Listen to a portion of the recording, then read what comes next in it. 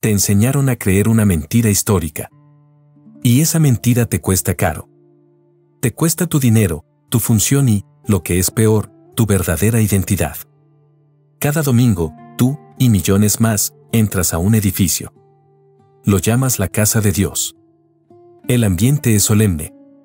El púlpito está elevado. La luz se enfoca en el escenario. Tú te sientas en silencio, eres un espectador. Te han dicho que ese edificio es el corazón de tu fe, el lugar sagrado, el templo. Pero déjame mostrarte algo asombroso y completamente documentado. La verdad es que ese concepto del edificio sagrado no es una idea cristiana original. No es bíblica. Es una importación. Es una falsificación. Si crees que el edificio donde te reúnes fue diseñado para que tú fueras un ministro activo, estás equivocado. Fue diseñado para silenciarte. Y la historia de cómo un emperador pagano, llamado Constantino, lo logró es la clave para que entiendas la pasividad que sientes hoy. Presta mucha atención. Estamos a punto de desmantelar una tradición de 1700 años. Si sientes que tu fe es a menudo pasiva, si te preguntas por qué asistes a un evento en lugar de ser el evento, no estás solo. Es una experiencia real y tiene una explicación histórica. Vas a descubrir que el diseño del lugar no es accidental, es una estrategia de control.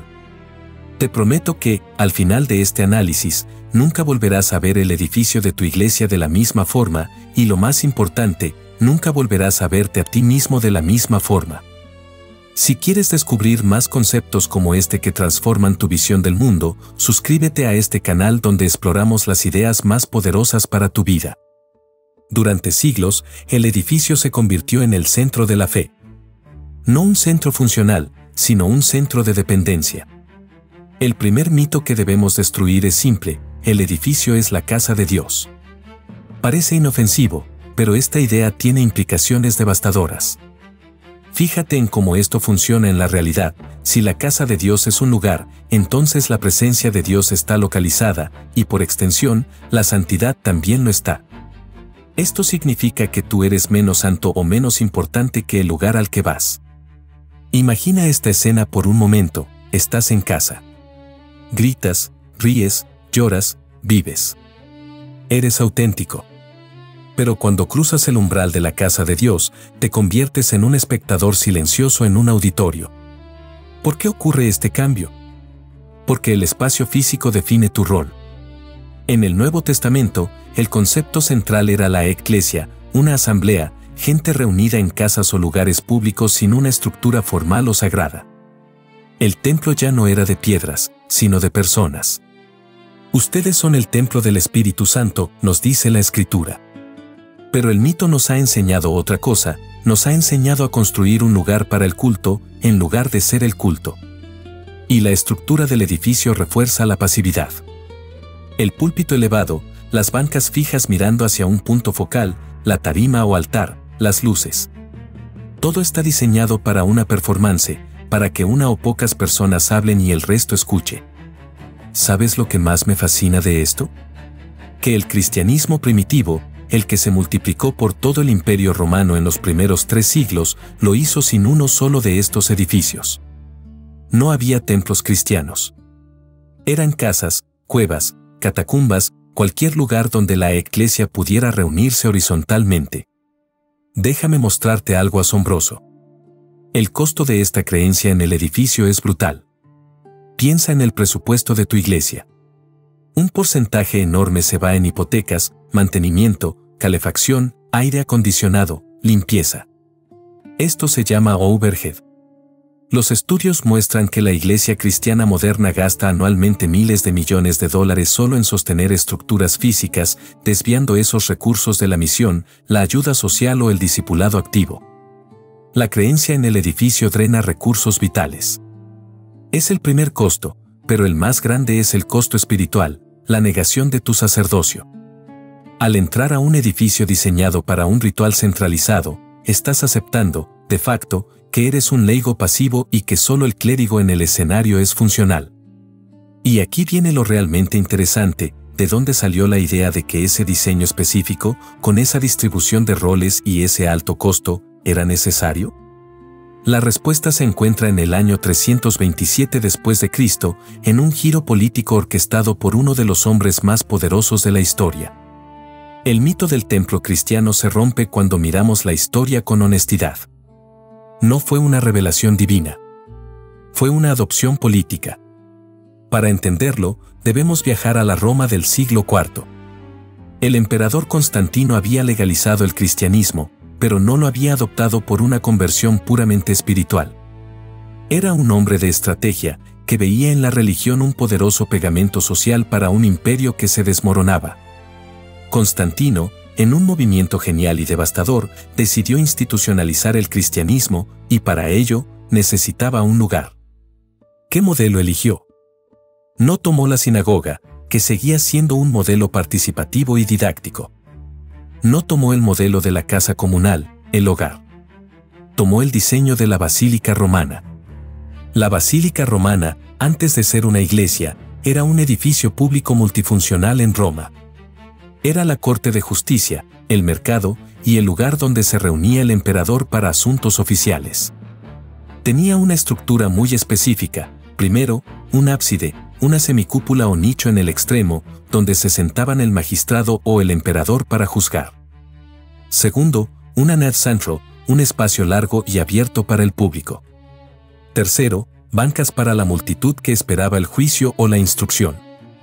Constantino simplemente tomó esta basílica, le dio un nombre cristiano y reemplazó al magistrado o al emperador en el ábside con un obispo o un sacerdote.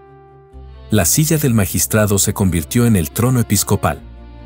El público que asistía a un juicio se convirtió en el feligrés que asiste a un ritual. La arquitectura del edificio no fue concebida para la reunión horizontal del pueblo de Dios, sino para la manifestación del poder y la administración del ritual.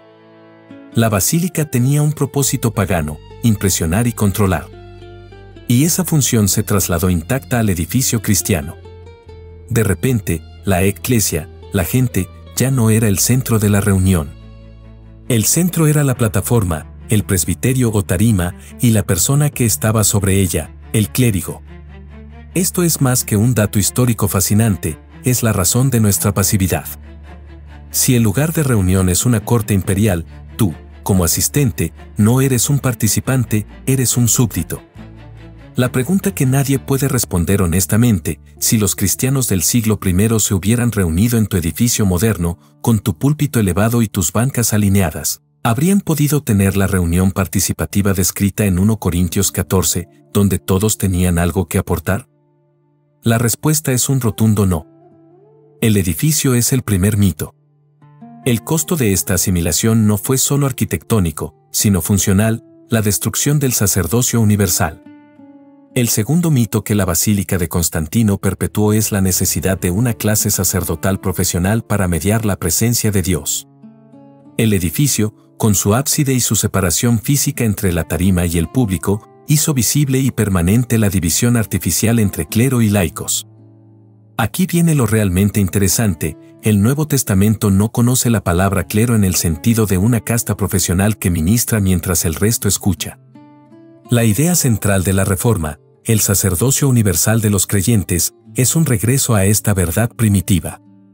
Pero si la Biblia lo dice, ¿por qué la mayoría de las iglesias siguen operando bajo un modelo donde el pastor lo hace casi todo y el feligrés es pasivo? La respuesta es, de nuevo, la arquitectura. El edificio constantino facilitó el surgimiento del sacerdote cristiano, que asumió el rol del sacerdote romano, el mediador de los ritos paganos. En el templo, el edificio, solo el profesional puede manipular los objetos sagrados, realizar el ritual y, lo más importante, hablar desde el púlpito. El edificio requiere un presentador, un oficiante, una figura central. Fíjate en esta evidencia: en las reuniones en las casas, todos eran funcionales. La reunión era un cuerpo, un banquete compartido donde todos contribuían con una enseñanza, un salmo, una profecía o una palabra. Cuando se pasa al edificio basílica, el espacio físico solo permite que una voz sea central y amplificada. Es una estructura de un solo hombre por diseño. Cuando analizo esto, veo algo que nadie había visto. Si quitas el edificio, el clericalismo no tiene dónde esconderse. La jerarquía se vuelve inmediatamente innecesaria. El costo de mantener a esa clase profesional, salarios, seminarios, vestimentas, viajes, es parte del costo de la creencia en el edificio. El dinero que se gasta en mantener el overhead de la basílica podría liberar ministros laicos para hacer el trabajo en sus comunidades sin la presión de mantener la estructura. Pregúntate esto: ¿te sientes en tu iglesia como un participante activo o como un asistente a un concierto? Tu papel cambiaría radicalmente si te reunieras en una sala donde no hubiera púlpito elevado y las sillas estuvieran en círculo. La basílica eclesiástica fue el primer gran error que sistemáticamente ha robado al pueblo de Dios su función. El edificio no es solo una estructura, es una declaración de teología que dice: tú no eres suficiente. Necesitas un profesional y un lugar especial. Si esta revelación te impacta tanto como a mí, dale like para que más personas descubran esta verdad. Queremos desmantelar la pasividad, no la fe. La basílica nos dijo lo que no somos. Es hora de descubrir lo que realmente somos: el templo de Dios. El concepto de la basílica nos enseñó a ver la iglesia como una organización y un lugar. La verdad contraintuitiva es que la iglesia es un organismo y un pueblo. La palabra eclesia no significa iglesia como lugar. Significa asamblea, convocación, gente reunida. El concepto del Nuevo Testamento es que el templo no es un edificio, sino una comunidad de creyentes. Imagina que eres un esclavo en el Imperio Romano en el año 50 después de Cristo. No tienes derecho a construir un templo. No tienes dinero. Pero tienes fe. Te reúnes en casas. ¿Qué es esencial? La gente. El pan. El vino. ¿Qué es innecesario? El mármol, el clero profesional, la tarima. La simplicidad forzada del cristianismo primitivo es, de hecho, su diseño original. La basílica, al convertirse en el centro, cambió el propósito. El propósito de la eclesia era servir, amar y discipular. El propósito de la basílica eclesiástica era celebrar ritos y mantener el orden institucional. Esta es la dicotomía crucial: organismo, eclesia, énfasis en el crecimiento, la función de cada parte, las relaciones. Es orgánico. Organización, basílica, énfasis en el presupuesto, la estructura de poder, el programa. Es mecánico. La mayoría de las personas se sienten frustradas con el cristianismo institucional porque están buscando la vida de un organismo dentro de la caja rígida de una organización inspirada en una corte romana. Te sientes desconectado porque fuiste diseñado para la participación, no para la observación. El costo de sostener el mito de la basílica es que, en lugar de ser ministros, nos convertimos en consumidores. Vamos a la iglesia para recibir un sermón, recibir una bendición. El edificio nos dice: compra tu boleto, toma tu asiento, consume el producto. Déjame mostrarte algo asombroso que descubrí. El dinero que se ahorra al no mantener una basílica, hipotecas, mantenimiento, salarios, puede ser redirigido directamente a la misión y a la gente que lo necesita. El costo billonario da religiao, como lo llaman los analistas, podría ser la mayor fuente de recursos liberados para la verdadera misión global. El problema no es el dinero, es la asignación de recursos, que está secuestrada por la creencia en la necesidad de un edificio. Antes de mostrarte cómo aplicar esto en tu vida, quiero que sepas que preparé un material exclusivo y gratuito donde desarrollo este concepto con mucho más detalle, analizando las 7 asimilaciones paganas que definieron la iglesia moderna. Está en el enlace de la descripción, descárgalo ahora. La liberación de este mito es el primer paso para redescubrir la verdadera libertad y función en tu fe.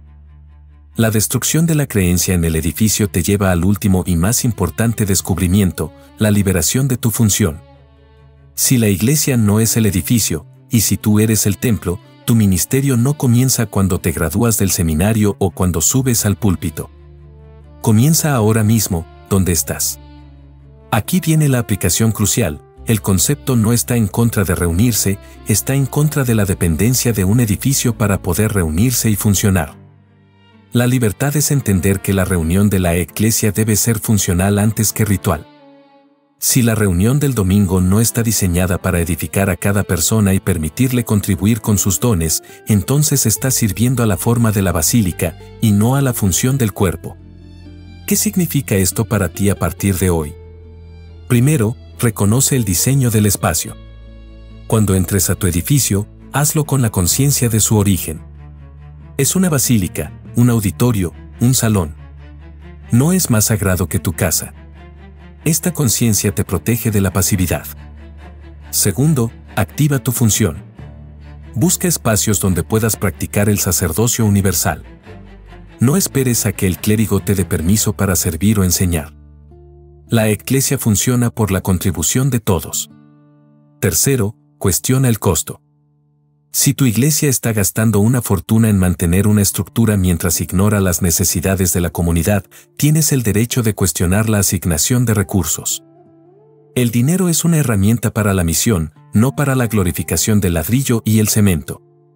Este concepto nos invita a considerar esta paradoja: la búsqueda de la santidad en un lugar físico te hace menos santo y funcional en la vida real. Porque el templo de Dios, en la vida real, eres tú.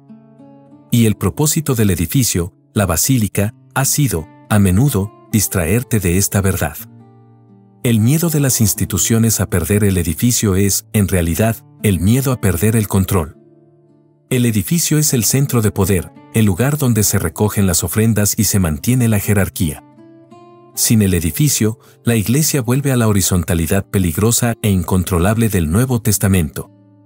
No se trata de odiar los edificios, sino de dejar de adorarlos y dejar de permitir que su arquitectura defina tu teología y tu pasividad. El secreto ya fue revelado. Ahora te toca a ti decidir si sigues siendo un espectador o si te levantas como el verdadero templo de Dios. Hemos completado el viaje desde el mito hasta la liberación. Es momento de integrar la verdad. Ahora ves el edificio de tu iglesia de manera completamente diferente. Ya no es la casa de Dios, sino una basílica romana adaptada que, históricamente, ha servido para centralizar el poder, crear una casta sacerdotal y promover tu pasividad. El secreto que te fue escondido por siglos es que el templo de Dios no es un lugar, eres tú y la comunidad de creyentes. Reconocer esta verdad te libera de la esclavitud institucional. A partir de hoy, cuando enfrentes la pasividad en tu vida de fe, recuerda esto: la iglesia es gente, no ladrillos. Busca espacios de reunión donde puedas contribuir activamente, no solo escuchar. Verás que tu propósito se dispara cuando dejas de ser un consumidor pasivo para convertirte en un ministro funcional. Este canal existe para descubrir juntos las ideas que transforman vidas y desarman mitos. No podemos permitir que la tradición silencie la verdad. Suscríbete para el próximo video donde exploraremos cómo el sermón asfixió la participación, el origen de la homilía unilateral. Nos vemos allí.